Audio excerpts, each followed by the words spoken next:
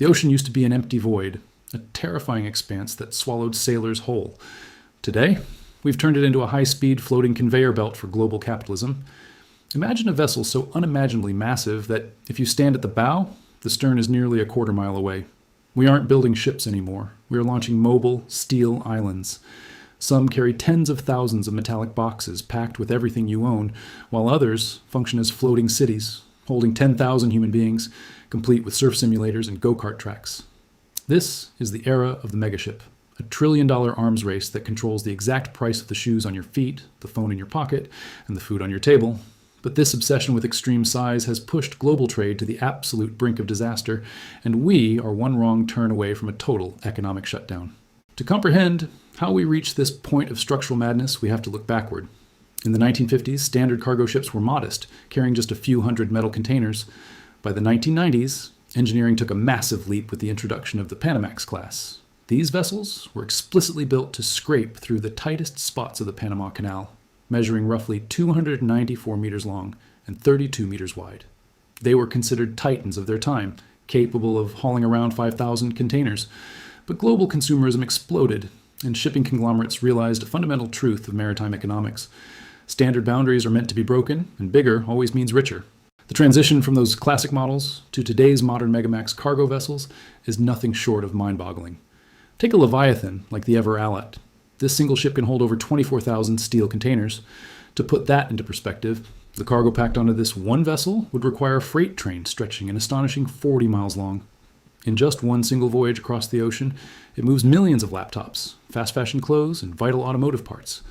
And it isn't just dry consumer goods filling the seas. The literal fuel that powers our modern civilization moves on massive structural giants as well. The largest vessel ever constructed by human hands wasn't a container ship. It was a legendary supertanker called the Seawise Giant. This absolute monster spanned a staggering 458 meters, making it significantly longer than the Empire State Building is tall. Because of its sheer size, it became a massive strategic target. On May 14, 1988, during the height of the volatile Iran-Iraq conflict, this moving island was struck by airborne weapons while anchored near Larak Island in the Strait of Hormuz, completely engulfed while carrying millions of barrels of crude oil. Today, the energy industry has pivoted away from such extreme, unmanageable proportions. Instead, they rely on very large crude carriers, or VLCCs. These modern tankers hit a strategic sweet spot. They are massive enough to carry 2 million barrels of oil in a single run, yet just nimble enough to navigate into major global ports without destroying the local infrastructure. But consumer goods and fossil fuels aren't the only things undergoing a massive growth spurt.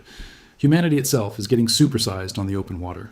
The global cruise industry has become entirely obsessed with building unbelievable behemoths. Currently, the undisputed kings of the passenger ocean belong to the Royal Caribbean Group, specifically their record-breaking Icon class. The Icon of the Seas and its sister ship, the Star of the Seas, are not mere vacation boats. They are literal self-sustaining floating municipalities. They stretch an incredible 365 meters in length and span 65 meters wide.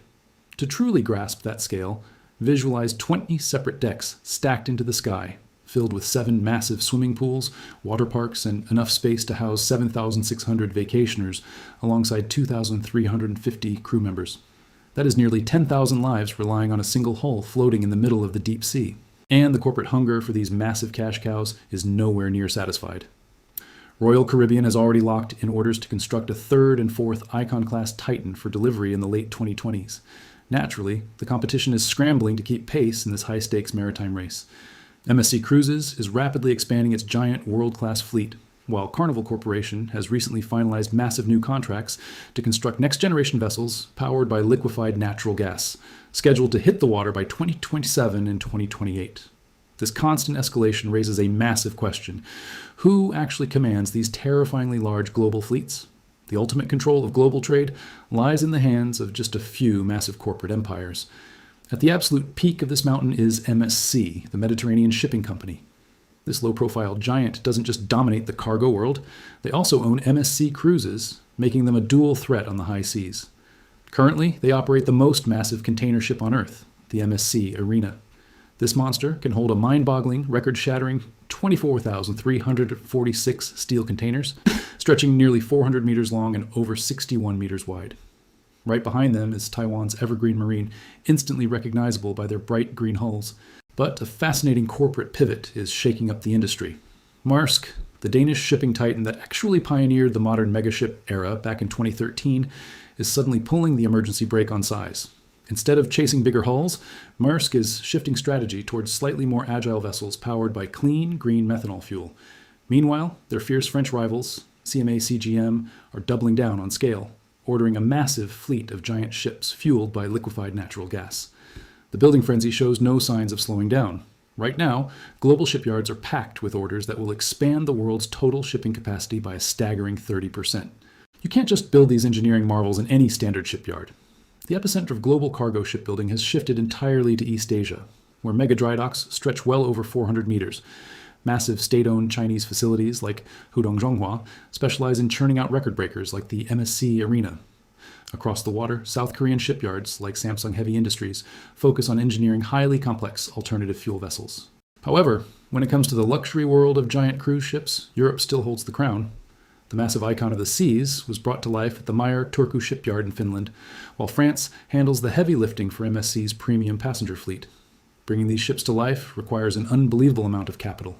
A single giant container ship easily clears $200 million, while a passenger behemoth like the icon of the seas demands a staggering $2 billion investment.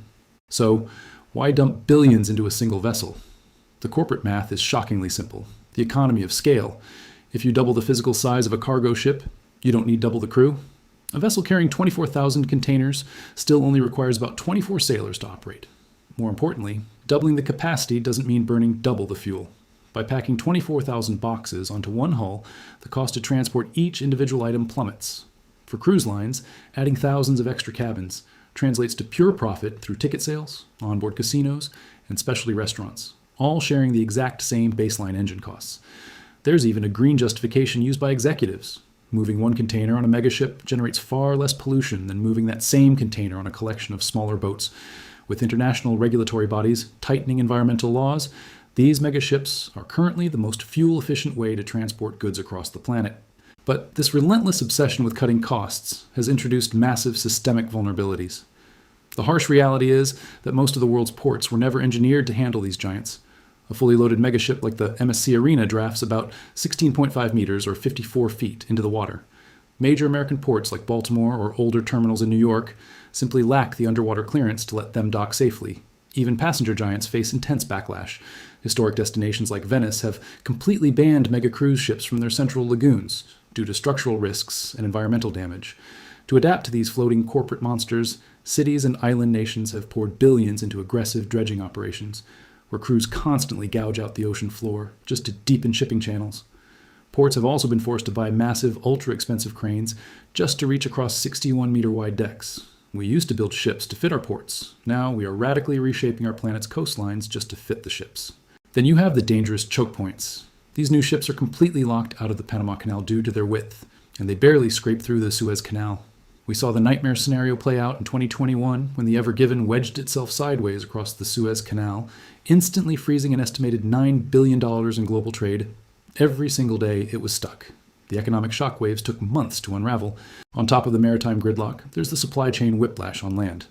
When a megaship docks at a port like Los Angeles, it unloads tens of thousands of containers all at once. The local infrastructure, the trucks, the trains, the warehouse workers, simply cannot absorb that massive mountain of freight fast enough. This triggers massive logistics traffic jams that stall the entire economy. So, how does this world of steel and corporate scale affect your daily life? These megaships are the exact reason you can buy goods online for next to nothing. Because these vessels maximize efficiency, the actual cost to ship a pair of sneakers from an Asian factory to a Western storefront drops to just a few pennies.